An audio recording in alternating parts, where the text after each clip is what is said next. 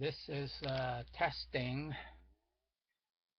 I changed the things of the YouTube microphone.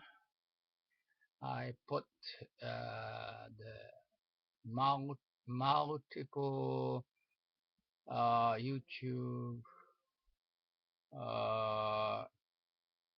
how to say connector, and so that I can increase the number of the YouTube insert.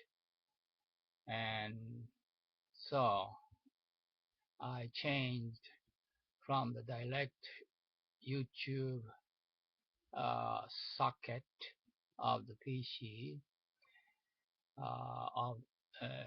of the microphone. I put it out and put the multiple inserts YouTube, and I put this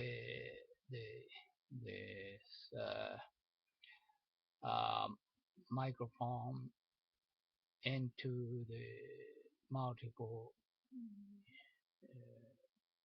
YouTube insert.